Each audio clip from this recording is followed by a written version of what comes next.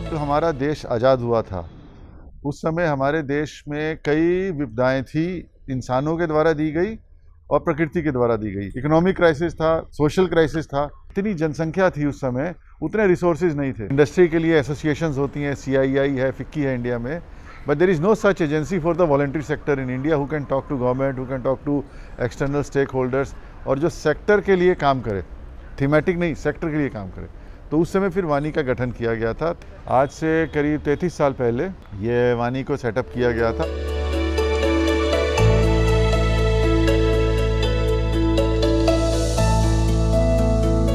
ये membership based organisation है। हमारे जो करीब 600 के आसपास मेंबर हैं पूरे देश में। हम लोग स्टेट नेटवर्क्स को सपोर्ट करते हैं, वो हमारे ही मेंबर माने जाते हैं, और इस तरीके से हमारी आउटरीच करीब 10,000 से ज़्यादा ऑर्गेनाइजेशंस की है।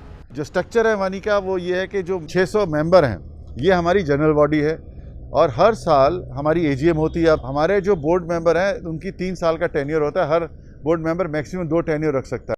1/3 ऑफ द बोर्ड की जो कैपेसिटी है वो हर साल रिटायर होते हैं, और जो चीफ एग्जीक्यूटिव होता है या मेंबर सेक्रेटरी है वो अपॉइंटेड किया जाता है बोर्ड की तरफ से। हम लोग भी सोसाइटी रजिस्ट्रेशन एक्ट के तहत रजिस्टर्ड हैं, उसी तरीके से काम करते हैं।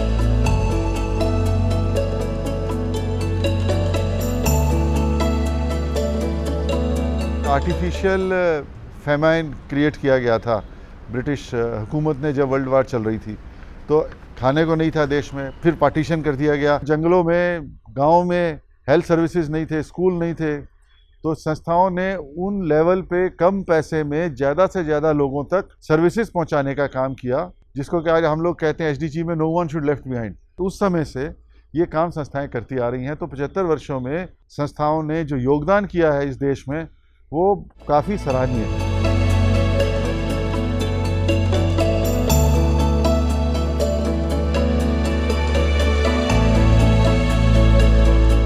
जिनके पास साधन नहीं है उनको सर्विसेज देती हैं ये संस्थाएं। तो उनको जब आप सर्विसेज दोगे तो डेफिनेटली उनकी सर्विसेज को सब्सिडी बनाने के लिए, आपकी मदद करने के लिए आपको रिसोर्सेज की ज़रूरत पड़ेगी। तो रिसोर्सेज थर्ड पार्टी देती है, तो इसलिए अकाउंटेबिलिटी का भी स्टैंडर्ड आपका हाई चाहिए। जो भी काम हम कर रहे हैं वो ट्रांसफॉर्मेशन का करते हैं, समाज में तब्दीली का काम करते हैं, उसके लिए कमिटमेंट की जरूरत पड़ती है।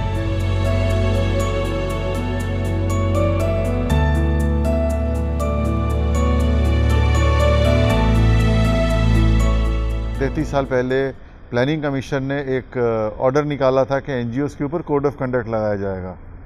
तो सेक्टर के लोगों ने इसको बोला कि बाहर की एजेंसी क्यों हम पे कोड ऑफ कंडक्ट लगाए, सेक्टर खुद अपने आप को मॉनिटर करेगा। पिछले करीब 20 सालों से ऐसी स्थिति रही है कि टैक्सेशन लॉज में चेंजेस आए, हर लॉ में चेंज आए, फॉरेन फंडिंग के लॉ में चेंजेस आए, जिसमें ये कहा गया कि संस्थाएं जो है पैसा जमा नहीं कर सकती, कि आपको सारा खर्च करना, नहीं तो हम इनकम टैक्स लगा देंगे। 75 साल में एक भी कानून ऐसा नहीं बना है जिसमें अब कहा जाए easy to do social service. तो सोशल सर्विस जो समाज के लिए काम है वो हमेशा प्रायोरिटी में पीछे रहा। इंडस्ट्री में प्रोडक्शन करनी, प्रॉफिट करना, वो आगे रहा। तो सेकंड चैलेंज जो रहा है वो हमेशा रेगुलेशन को लेकर रहा है कि कॉम्प्लिकेटेड रेगुलेशन रहे हैं, उसको कंप्लाई करना है, आपको खुद भी करना है और सरकार का भी दबाव है। ऐसे कानून बनाए गए कि उनके पास सेविंग नहीं थी, पैसे भी नहीं थे, और रिसोर्सेज के नाम पे संस्थाओं के पास कुछ नहीं था।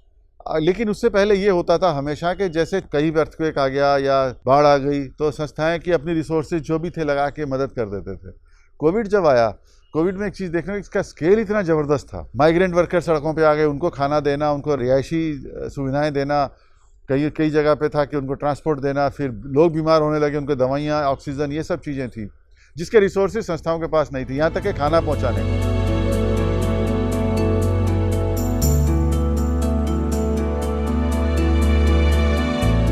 ये समाज एक प्रतिबिंब होता है एक पूरे संपूर्ण जो हमारा पर्यावरण है उसका। आप ये नहीं कह सकते कि एक समाज में एक चीज़ अच्छी कर देंगे तो समाज अच्छा हो जाएगा। उसमें आपको हर चीज़ का प्रावधान करना होगा। जैसे कि अगर कोई इंसान, महिला, पुरुष, बच्चा, उसके जीवन में अगर स्वास्थ्य सुविधाएं हैं, अगर उसके शिक्षा है, उसके जीवन में रहने को घर है, जिसको हम कहते हैं क्वालिटी ऑफ लाइफ, तो हम लोग ये कोशिश कर रहे हैं कि जो संस्थाएं जो भविष्य में काम करें वो कैसे और व्यापक रूप से क्वालिटी ऑफ लाइफ की इम्प्रूवमेंट को लेकर काम करें।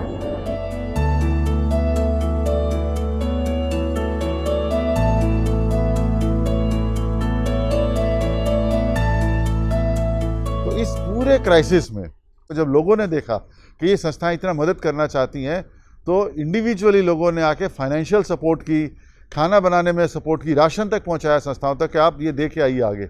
मुसीबत आने पर लोगों के दिमाग में ये है कि ये जो संस्थाएं हैं ये अच्छा काम करती हैं, इनकी मदद करनी चाहिए। भविष्य में भी यही होने वाला है कि जो संस्थाएं हैं इनको मदद लोग ही करेंगे। इन वीडियोस का पर्पस बेसिकली ये है कि किस तरीके से जो संदेश है संस्थाओं के काम के बारे में, उनके अचीवमेंट्स के बारे में, उनकी चैलेंजेस के बारे में आम भाषा में, आम तरीके से कैसे लोगों तक पहुंचाया जाए, आम इंसान तक पहुंचाया जाए। क्योंकि आपने देखा होगा कि पिछले 1-2 साल में जो टेक्निक है संदेश पहुंचाने की, उसमें तब्दीली आई है। लोग वीडियोस का सहारा ले रहे हैं, लोग ऑडियोज़ का सहारा ले रहे हैं। इसलिए हम लोगों ने सोचा कि उस मुद्दे पे संस्थाओं ने 75 साल में क्या काम किया, कैसे काम किया, कैसे अचीवमेंट्स आई, उसको लेके फिल्म बनाएं और लोगों तक पहुंचाएं। लोग जो हैं संस्थाओं के द्वारा किए गए काम से फ़ायदा लेते हैं। जैसे दिल्ली का उदाहरण लीजिए कि आज से कितने साल पहले दिल्ली में पॉल्यूशन लेवल कितना ज़्यादा था, लेकिन जो पर्यावरण से जुड़ी संस्थाएं, चाहे CSC हो, DA हो, इन लोगों ने काम किया। CNG बसें आई और हर लेवल पे पॉल्यूशन कंट्रोल को लेके काम हुआ। तो दिल्ली के लोगों को कंपैरेटिवली साफ़ हवा मिलने लगी। लेकिन अगर दिल्ली के लोगों से पूछो कि साफ़ हवा को देने में संस्थाओं का क्या योगदान रहा, उनको पता नहीं। सबसे ज़्यादा काम फ्रंटलाइन हेल्थ वर्कर्स ने किया है और फ्रंटलाइन हेल्थ वर्कर की शुरुआत आशा वर्कर से NGOs ने शुरू की थी, संस्थाओं ने शुरू की थी। लेकिन किसी को ये नहीं पता कि ये शुरुआत कहाँ से हुई थी। कोशिश ये है कि जो 75 साल जब हम मना रहे हैं पूरे देश का, हमने किस मुश्किल समय से गुजरते हुए अपने लोकतांत्रिक वैल्यूज़ के साथ देश को आगे बढ़ाया है, तो उसी में हम लोग योगदान कर रहे हैं, उसी में ये फिल्में भी योगदान करेंगी।